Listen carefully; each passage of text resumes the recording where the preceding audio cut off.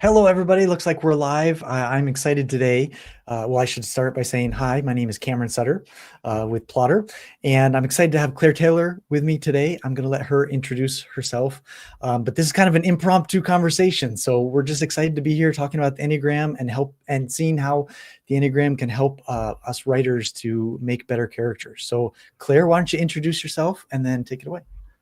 Okay, cool. Yeah, I'm Claire Taylor. I write under a few pen names. I have four that I kind of jump between. I write all different kinds of genres. So I feel like, fiction writer first. But over the course of it, I've really gotten into the Enneagram, using it for my fiction. And I coach authors on their career with it. But today, I really want to talk about how to use it. We're with Plotter, right? So let's talk about how to use it for our stories. So I am Enneagram certified coach. I have studied the Enneagram spectrum of personality styles and the integrative Enneagram. And I've taken, other courses and workshops and that sort of thing. So this is just a thing that I'm really passionate about. And so what I do is I help people understand their characters better. And those characters really drive the story. And sometimes, when you're trying to plot out your story and you're like, I don't really know what to do here, we can return to the characters and specifically the Enneagram, which looks at motivation. So this is really where I like to dig in with authors, is this motivation. You've got the core fear and the core desire of each type. There are 9 types, Ennea being 9, Greek for 9, and then gram just being a shape. It's usually shown in a circle. So it's a circle of 9 types, the Enneagram. I had no idea that's what I meant. I had no idea. Yeah. Yeah. I know it sounds kind of like, magical, but it's just like a Greek root. So it's these 9 types that are defined by their core motivation, their core fear, and the accompanying core desire. So, for example, fear of being bad or wrong or corrupt, and then a desire to be good and have integrity, right? So those are kind of 2 sides of the same coin. And so, that's how I plot my books, based on that protagonist motivation. I kind of drive the story forward with that and the antagonist, and then I help people understand their characters a little bit better. And so then we know what to do next. Yeah, that's awesome. And you've got a Kickstarter coming out, and we're going to put or it's already out, and we're going to put the link in the description and everything, because you have a new book about this, right? Yeah. So this is my first full book about all of this. I write about this in my newsletter all the time.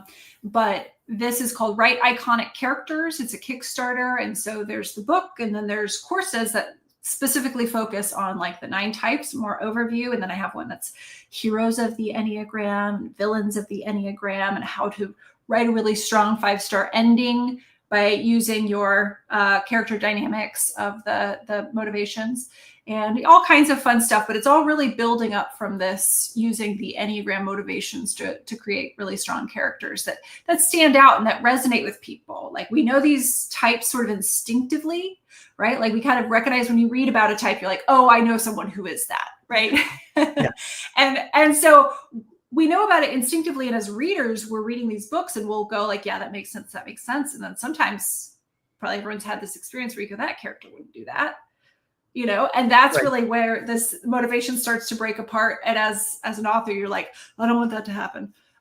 So it's bringing this sort of intuitive knowledge that we have, bringing it into words so that we can really be masterful with it. That's so cool. So cool. I have already backed your Kickstarter. I believe very much in the Enneagram. I really love it. I use it for my own writing. But you had something awesome that you want to share with us. So I'll let you have the stage and go for it.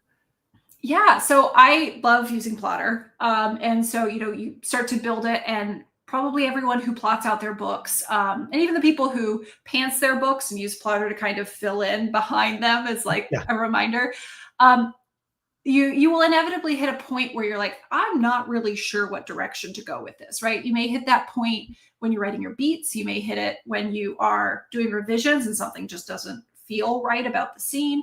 Anywhere in the process, you might hit that. So when we're using the Enneagram, one thing we can do is start to ask ourselves, what is this character's core fear, right? And this is how we can start to get past that problem of, I don't know where this story goes next, or where it would go that's really effective and really drives, the tension. So we look at the core fears. So there's these 9 core fears of the Enneagram, and we can from that, figure out which type our character is. If we already know our character's type, this is great. We're already a step ahead. So we just need to figure out, how do I trigger that fear? Right? That's what we do. And that will drive the story forward. So, for example, let's say our protagonist is a type 8. It's commonly called the challenger. The core fear is to be harmed or controlled. So these are very powerful, bold people as a result of this core fear that, manifests in thinking, feeling, and behaving. So how do you trigger an 8? Well, you try and control it somehow, right? You make your protagonist or your antagonist get like a leg up, right? Get in the power up position over your protagonist somehow. Or, you make your antagonist show up and be like, guess who just got promoted to be your boss, right? Anything like that to an 8 is going to be very triggering, right? So you can really just create this amazing like fission that sort of fuels it by just triggering that core fear.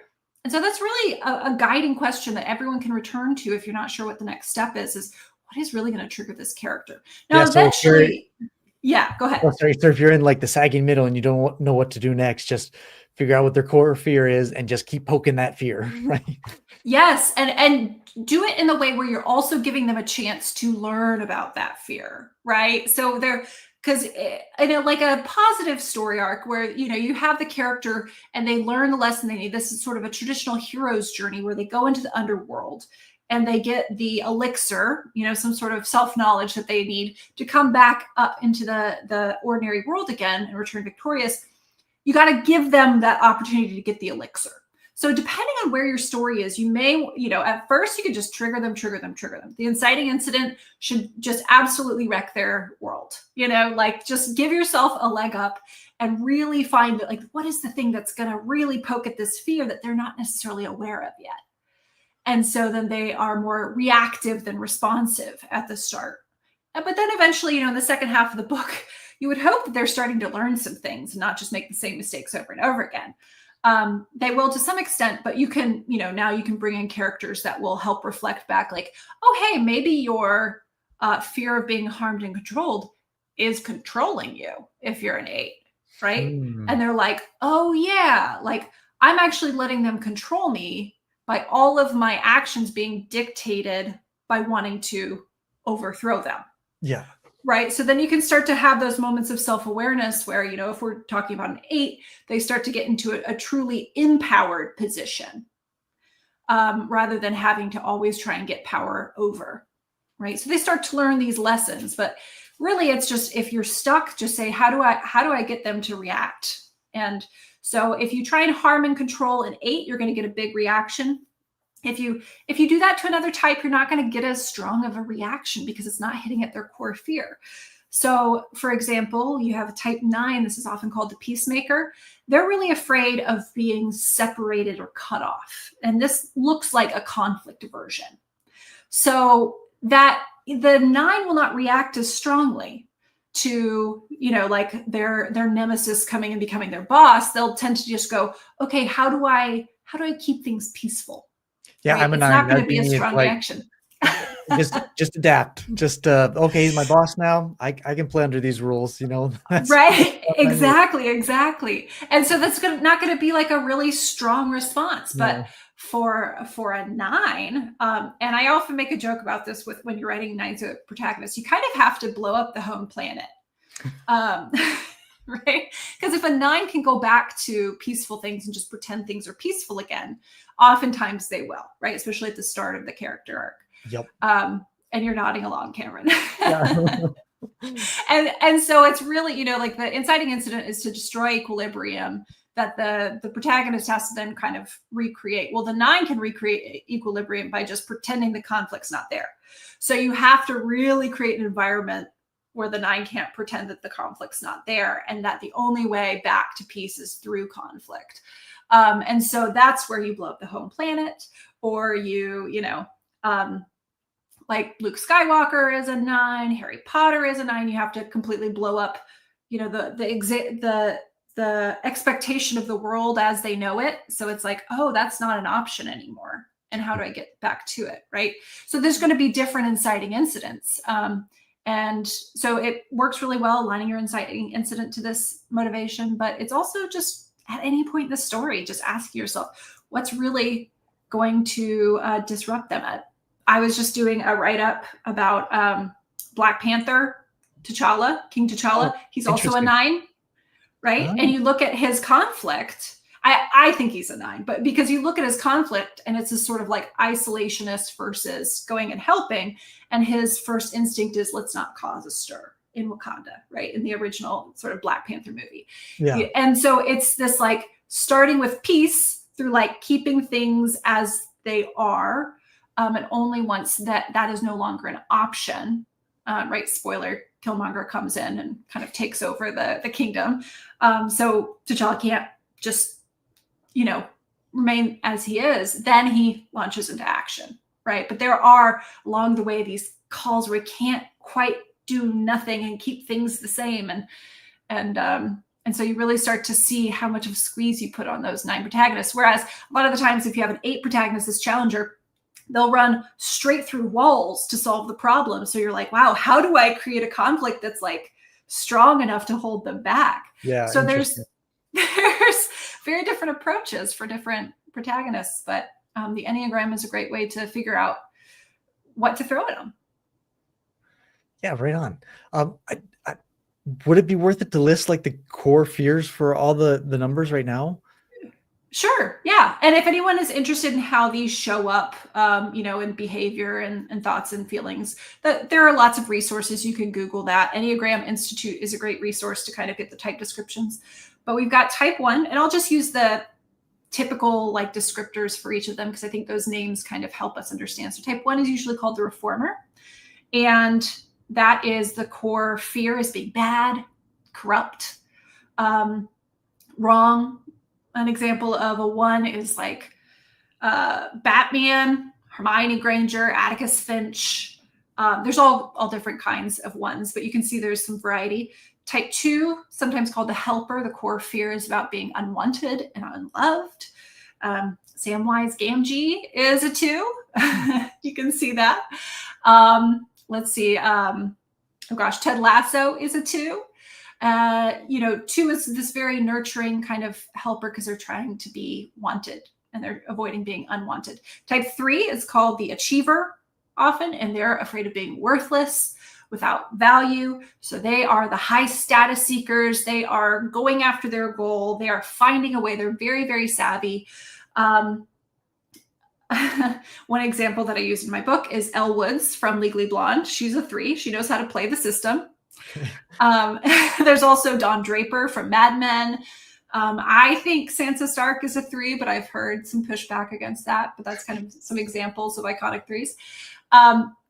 Type 4 is the individualist. Their fear is being without, ordinary or without identity and significance. They tend to be kind of the artist type. The individualist is what they're called. And this is Edward Scissorhands, right? The kind of off care, a little bit different from the rest. This is Luna Lovegood. This is Moira Rose from Schitt's Creek, if anyone's seen that.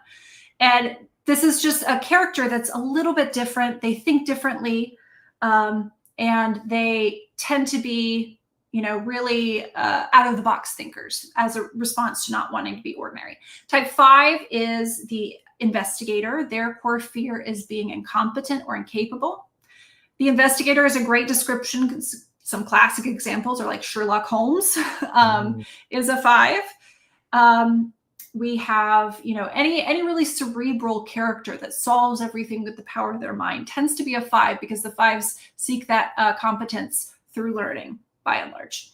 The 6 is afraid of being without guidance or support. They're often called the loyalist, and they are really looking for, group security. So they want to find people who will be loyal to them and they will be loyal back. And they hold the group together. So Jon Snow is a 6. Let's see, who else is a 6 that I was really... I'm trying not to spoil everyone that I write about in the books. Jesse Pinkman from Breaking Bad, I think, is a 6. We've got, I'm not going to spoil the one I'm doing a deep dive on. But we've got some good sixes. I did think Mulan was a 6, but I have a whole reason why I don't think she's a 6 anymore. But there's all these different. Dwight Schrute from The Office is a 6. Okay. So you can see this loyalist of like finding, the allies, and they're really thinking about that allies. Yeah. And then the 7 is the enthusiast. The enthusiast is trying to avoid, they're afraid of pain and deprivation. So they're always looking for the new and novel. They're the fun jokesters. This is Fred and George Weasley from Harry Potter. This is oftentimes people say Merry and Pippin from Lord of the Rings are also 7s. I suspect that Indiana Jones is a 7. There's some incontinuity there because he is kind of like a filler character, like a stock character, but he's a professor who can't stay in the classroom. That screams 7 to me. He doesn't want to be trapped in pain and deprivation. And then the 8 is the challenger. They're afraid of being harmed and controlled, like we talked about. 8 is a very common protagonist for revenge plots because 8s love some revenge to get back on top when they feel like they've been abused in some way. But we also see just like the Defender. This is the Captain Marvel. This is, my favorite character, Daniel Plainview from There Will Be Blood, a very unhealthy 8. But there's lots of big, strong 8s that go and defend the weak. And they're also often villains. And then type 9, the peacemaker, the fear of being separate or cut off. And so that really looks like these peaceful types that bridge gaps and build bridges. And so we have, any peaceful type. In the Hunger Games, Rue is an example of a 9, and that's why her death, spoiler, I guess, but it's like the first book. At this point, though. I know, there's a time limit. But that's why her death is such a catalyst, because her, as a peacemaker and such a peaceful character, it really shines a light on how much violence people have fallen asleep to. And so she becomes this catalyst as the peacemaker. But peacemakers can also be protagonists. You don't frequently see peacemakers as villains, but that just means there's a good opportunity for it. So yeah, so those are the 9 types and some basic examples. And I'm sure people have other characters come to mind when I describe that. So yeah, they're everywhere. Well, hats off to you for just knowing all of those and examples and everything. That we didn't plan this beforehand, but you just went through all 9. That was impressive. Thank you. Thank you. This is what I do and think about all day. So, so you had said that it can also help you kind of figure out what is the next plot point. And you kind of touched on that earlier. Can you go into more depth with that? Right. So if you feel like a scene is stalling out, what you can do is you can figure out, okay, who is your protagonist? What are they thinking? Right? What are their thought patterns? What are their feelings, their emotional patterns, and what are their behavioral patterns? What do they tend to be? And why aren't they really responding with this scene? So you can start to say, okay, if I can really get under their skin in some way, I will know what action they need to take, right? They will start acting, they will react. And so you can start to ask yourself, what do I need to do? Oftentimes we have misconceptions, right? So the protagonist starts with a worldview, and that worldview is flawed, right? It's incomplete. Yeah. And so then the inciting incident really kind of pokes at that. And so then they have to come up with a different solution. So oftentimes they come up, the first half of the story, they tend to have a pretty bad solution to the problem. And that's just doing more of what they were doing, but harder and more extreme, right? So, we see like the 9 is like, oh, there's conflict. I need to suppress this for longer. I just need to be more peaceful. And I need to, get everyone to see eye to eye. And then usually around the midpoint, they start to go, this is not working. And especially when they hit that wall of the dark night of the soul, they go, I can't do this anymore. I have to change. So really, when you're triggering your character, you're getting them closer and closer to realizing that they have to change a pattern that's not working for them. Something that worked to some extent, it got them a little bit of what they needed, kind of a ghost of what they were really after. It has stopped working and they have to try something new. And that's the human experience too, right? We will try the same thing until it's too painful to keep trying it. And then we'll try something else. And so that's what you can do. Mm-hmm. Yeah. Sorry. Like for me, for example, a counterfeit of peace is like accepting your situation and just like being Mhm. able to be okay even though the situation is terrible. And that's Right. not real peace, but Mhm. it's good enough for now, and it's easy enough to tell ourselves that it's peace. Um, Mhm. as long as you can avoid the conflict. And it's probably the same for characters too, that as long Mhm. as they can keep believing this worldview that they have, or this fake belief that they have, then things are okay. But if you can get them through that hard part and like hit them at their fear enough, then Mhm. maybe they'll be self-aware to be able to change it.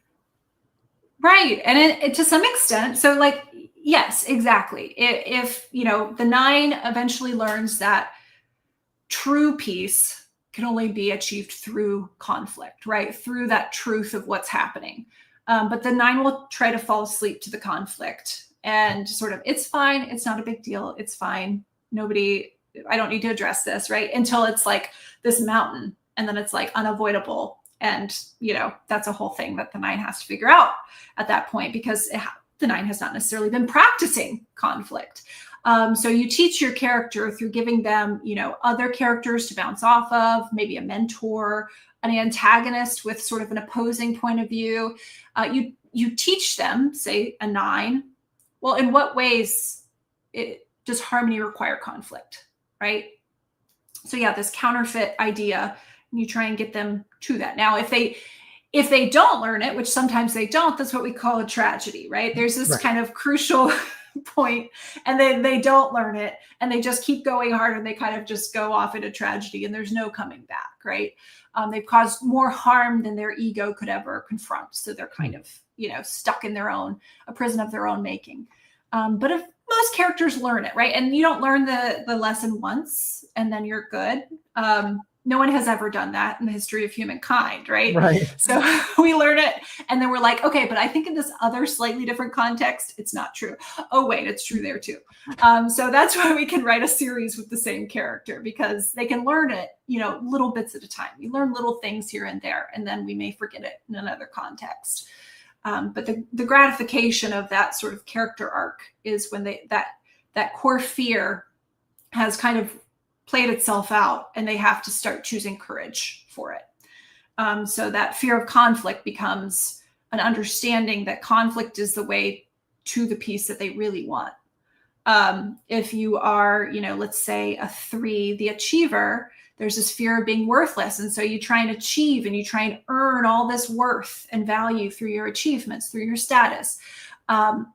Eventually, the three needs to learn that that is a game with no winner, right? As soon as you start playing that game, you've lost.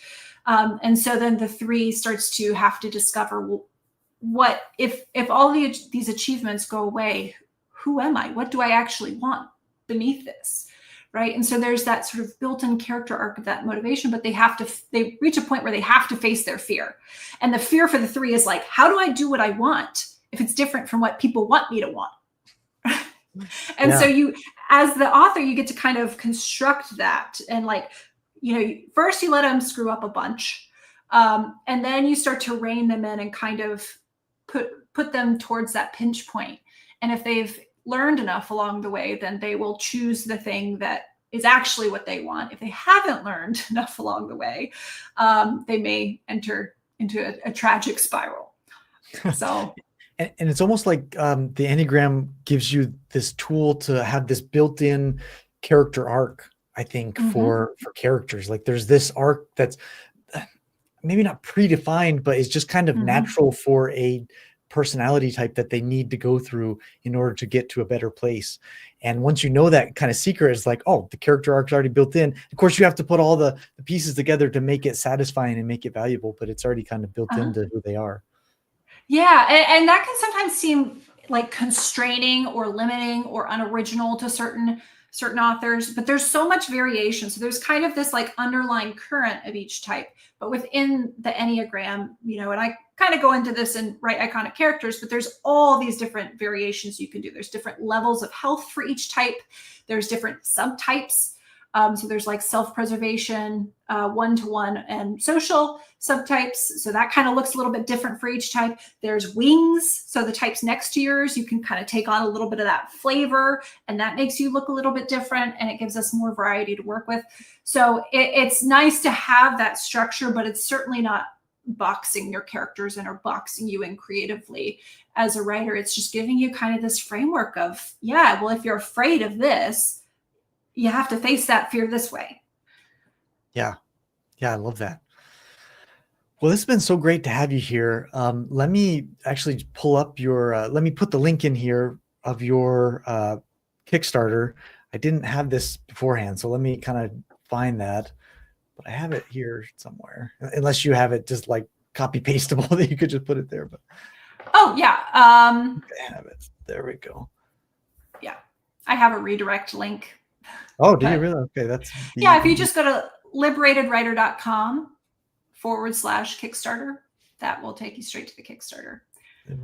Or if you search "Write Iconic Characters" in Kickstarter, it comes up. So what was the liberated author you said? liberatedwriter.com/Kickstarter. Okay, let me put those in the, oh, and it redirects, so I couldn't copy it. Oh yeah. But let me just put it. Oh, we've got some comments from people. People are watching. This is cool. No, nice. We also have anyways, so yeah. Okay. What advice can you give that helps develop more interesting stories in a novel? And there's a follow-up to that. So there you go. Yeah, so this is a great sort of narrowing tool, because when we started off, we may have like so many ideas. Some of us just get so many ideas. We're like, oh no, this is like 20 books worth of ideas. So really start with that center point of your protagonist, and that will help guide you. What they need to encounter is what you put in there. So, you may have some ideas, and I have a 13 book series that, by the end of it is supernatural. It's paranormal, cozy. But by the end of it, I was like, what kind of monster do I need to throw at her to keep her, development going? And I would just be like, yeah, we'll just make this thing up. We'll pull this thing in. Okay, she needs this kind of ghost, right? But you make the decision through the protagonist and what their growth is. And that's a really easy way to narrow down. So it doesn't just feel like, if you've ever read a book that just feels like a bunch of like popular tropes kind of Frankensteined together, it's usually because they aren't necessarily, fastened down to the protagonist and the theme that protagonist is exploring. So then it is kind of like this Frankenstein plot. But if you start with what your character needs and what they need to learn, then you'll say, okay, what do I need to pull in to really do this? What kind of mentor do they need? What kind of, romantic interest do they need to kind of have this dynamic with? What sidekick do they need, right? What monsters do they want to face? Because the monster thing is so fun, because you're like, okay, well, I need them to explore their sort of feelings about partnership. So let me bring in a love spell or something like that, so you can really play around with that, but starting at that one sort of grounding idea of the protagonist can help narrow it down. Yeah, that's really awesome. And we have another question here from Julie. Thanks for watching us, Julie. She's been on a lot of our things. So you said awesome. The character doesn't really learn the lesson after one story. Does the fear or flaw change over time though?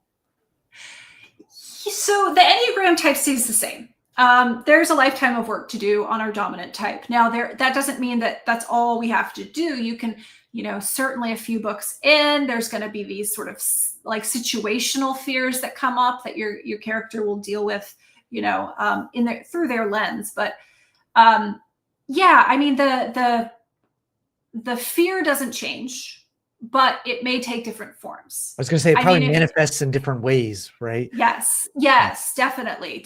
And in different contexts. I mean, if you think about, I'm a 1, my fear is to be bad or wrong or corrupt. If you think about how that would show up in a relationship versus in a professional setting, or, and even in different professional settings, a professional setting that's like a corporate setting, right? Versus a professional setting that's a nonprofit, like a very, mission focused setting. It's going to show up very differently. The one fighting a monster that's a shapeshifter versus a monster that's, a Victorian ghost who, won't move on because she's missing her love who died at war or whatever.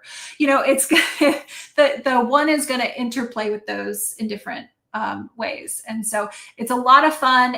But it also may be that there's other levels to it. Maybe the one needs to learn that there is no right or wrong in this situation. Maybe they need to learn that to stop second guessing their gut and their idea of right and wrong in this. So there's a lot you can play around with. And we can, because the world doesn't necessarily promote these things that we're learning, the environment doesn't necessarily promote it, it's easy to forget. Yeah, that too. So Julie says they learn a little, but then they get hit from another angle, in other words.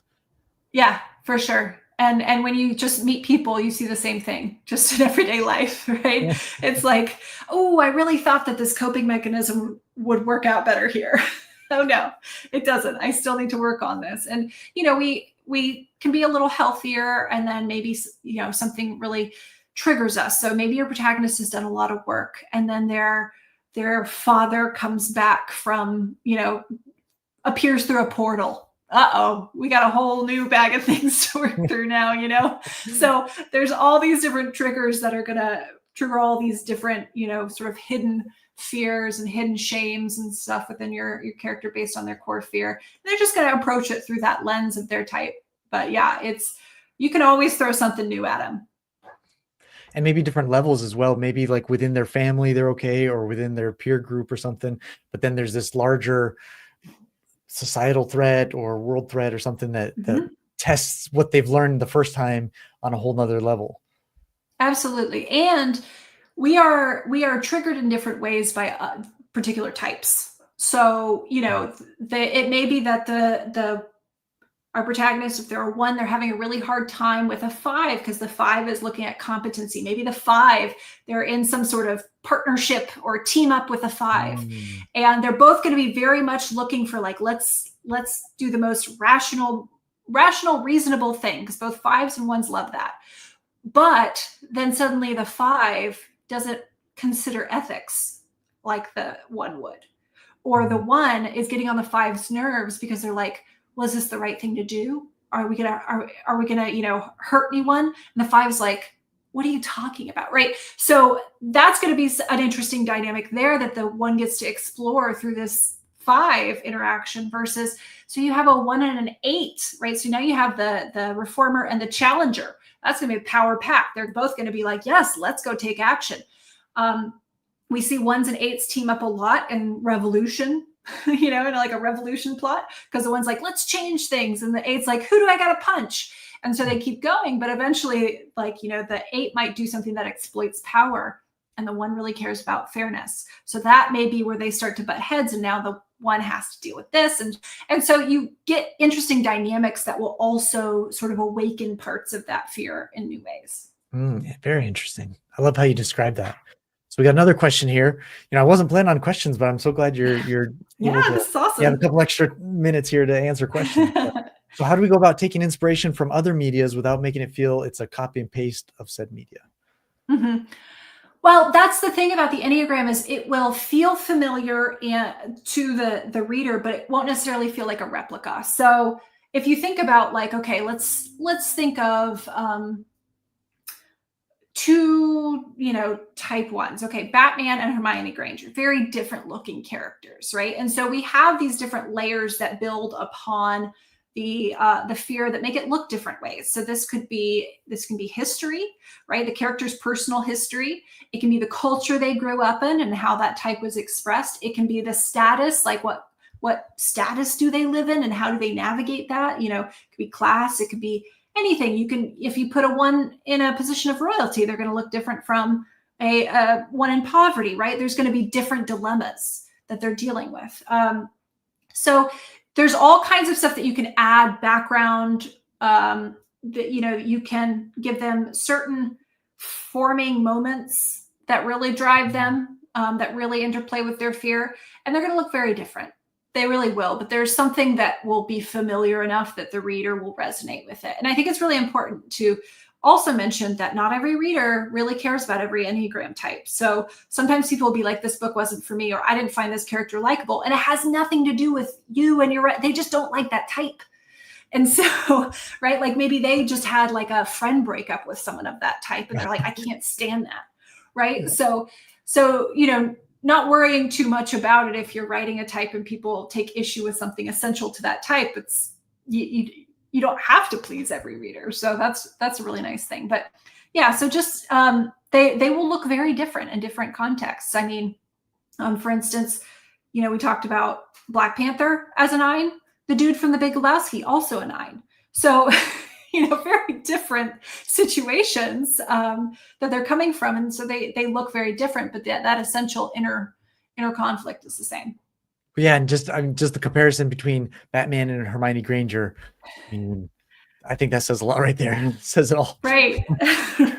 Right. It's two very different, but then you can kind of start to see the similarities when Hermione starts to go into the whole, elf liberation.